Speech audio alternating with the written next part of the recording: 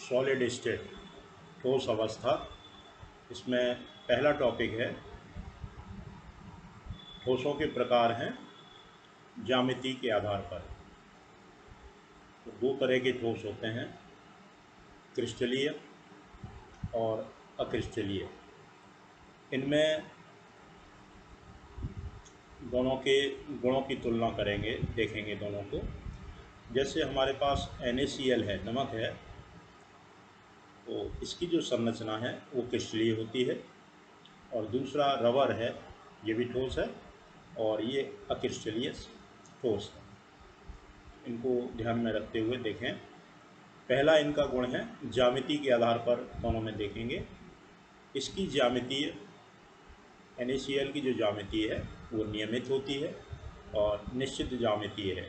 जैसे आप देखें Na धन Cl ऋण, Na धन Cl ऋण, इस तरह से पूरा जो क्रिस्टल है एक जालक के रूप में, इसमें हर Na धनायन है वो चारों ओर से Cl ऋणायन से घिरा हुआ है। ऐसे ही प्रत्येक Cl नेगेटिव आयन Na धनायन से घिरा हुआ है। तो इसकी ज्यामिति नियमित है, निश्चित है। दूसरी ओर रबर में देखें, इसकी कोई निश्चित और नियमित ज्यामिति नहीं होती है। गलनांक, तो क्रिस्टलीय ठोस इनके गलनांक निश्चित होते हैं, मीन्स एक निश्चित ताप पर ये गलते हैं, पिघलते हैं। दूसरी ओर जो अक्रिस्टलीय ठोस हैं इनका गलनांक अनिश्चित होता है, मीन्स तापमान के एक परास में एक टेम्परेचर की रेंज है, उसमें धीरे धीरे नरम पड़ेंगे। जैसे रबर है, उसको आप गर्म करें तो इसका कुछ भाग धीरे धीरे पिघलेगा, कुछ भाग ठोस अवस्था में ही रहता है और कुछ भाग इसका नरम पड़ जाता है। तो इसके लिए धीरे धीरे टेम्परेचर का एक जो रेंज है उसमें ये ऐसा काम धीरे धीरे होता है गलन उसका। लेकिन जो क्रिस्टलीय सॉलिड हैं वो एक निश्चित ताप पर जा कर के उनका गलन होता है या वो पिघलते हैं। एक और अंतर देखेंगे, विदलन। जैसे इनका विदलन कराया जाए क्रिस्टलीय ठोसों का, तो यहाँ स्पष्ट विदलन होता है। विदलन माने जैसे काटते हैं, कोई धारदार चाकू है तो उससे जब आप काटते हैं तो स्पष्ट विदलन होगा, मीन्स जो नई सतह बनेगी विदलन से तो वो चिकनी होगी और समतल होगी। दूसरी ओर अक्रिस्टलीय ठोसों को जब आप इनका विदलन कराते हैं तो वो अस्पष्ट विदलन होता है, मीन्स जो नई सतह बनेगी वो खुरदरी होगी। कणों की व्यवस्था, यहाँ जो घटक कण हैं उनकी दीर्घ परासी व्यवस्था होती है, जबकि इनमें लघु परासी व्यवस्था है। दैशिकता एक और गुण है, दैशिकता। यहाँ देखेंगे, यहाँ इनकी जो दैशिकता है वो विषम दैशिक हैं क्रिस्टलीय ठोस, और अक्रिस्टलीय ठोस जो है वो समदैशिक होते हैं। दैशिकता का अर्थ इस तरह से आप देखेंगे, जैसे यहाँ किसी विशेष डायरेक्शन में जब आप देखते हैं, जैसे यहाँ इसको देखें इस डायरेक्शन में, यहाँ से ऐसे, तो सारे ही Cl नेगेटिव दिखाई दे रहे हैं। ऐसे देखेंगे तो Na धन Cl ऋण, Na धन Cl ऋण, या ऐसे देखते हैं तो सारे Na पॉजिटिव दिखाई दे रहे हैं। तो इससे क्या होगा, विभिन्न दिशाओं में भौतिक गुणों की भिन्नता हो जाती है। इसे हम कहते हैं विषम दैशिकता। इस गुण को विषम दैशिकता, और ऐसे पदार्थों को कहेंगे विषम दैशिक। यहाँ देखेंगे इसमें रबर के अंदर क्या है, जैसे आप किसी भी डायरेक्शन से देखोगे तो यहाँ कोई व्यवस्था तो है नहीं, नियमित नहीं है, अनिश्चित है। तो यहाँ इस व्यवस्था में आप किसी ओर से देखें, चाहे इधर से देखें अव्यवस्था है, चाहे इधर से ऐसे देखें अव्यवस्था है, चाहे ऐसे देखें। तो आप किसी भी डायरेक्शन से देखने पर एक सी ही व्यवस्था बन रही है।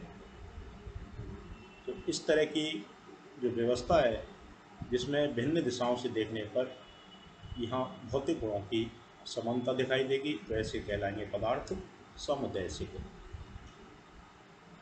प्रकृति, तो ये जो क्रिस्टलीय ठोस हैं वो वास्तविक ठोस होते हैं। दूसरी ओर अक्रिस्टलीय ठोस ये आभासी ठोस हैं। तो ये इनके गुणों का अंतर है। इनको समझने के लिए ये इन गुणों के आधार पर हमने इन दोनों को बताया है। इसके बाद इस चैप्टर में दूसरा जो टॉपिक आ रहा है वह भी आपके ठोसों का वर्गीकरण ही है।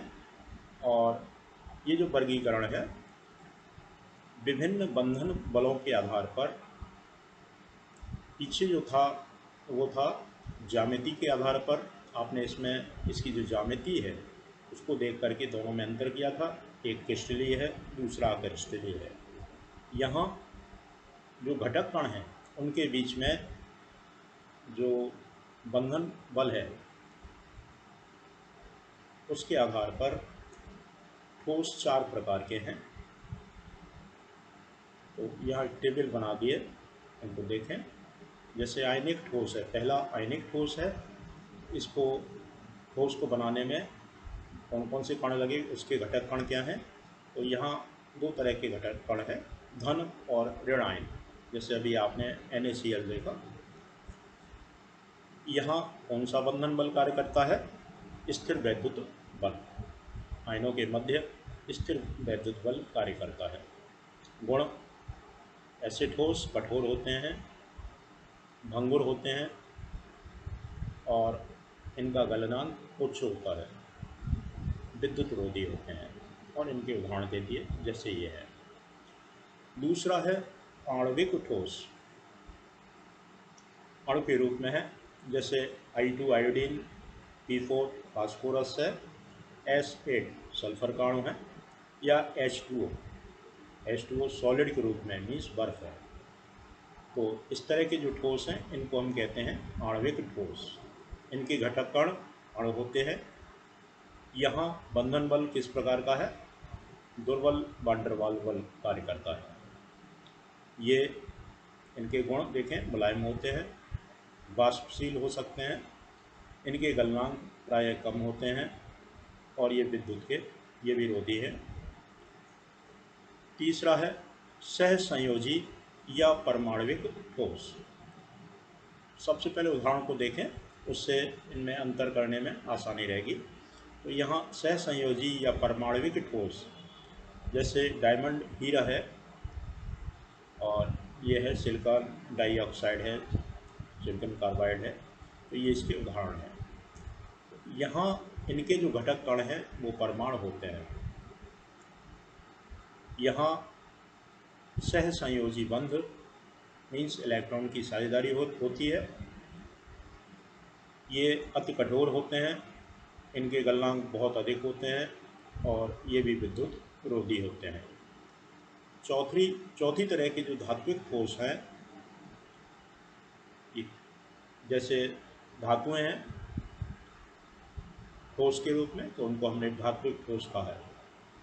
तो यहाँ इसके जो घटक कण हैं, धातु से जो धनायन बना वो है, और दूसरा धातु से जो इलेक्ट्रॉन निकल गए परमाणु से, तो वो इलेक्ट्रॉन है विस्थानित इलेक्ट्रॉन, डिलोकेलाइज्ड इलेक्ट्रॉन है, और धनायन है मेटल का। इनके बीच प्रबल आकर्षण बल कार्य करता है। तो यहाँ बंधन बल चारों के देखेंगे। धात्विक ठोस ये कठोर या हो सकते हैं, मुलायम भी हो सकते हैं।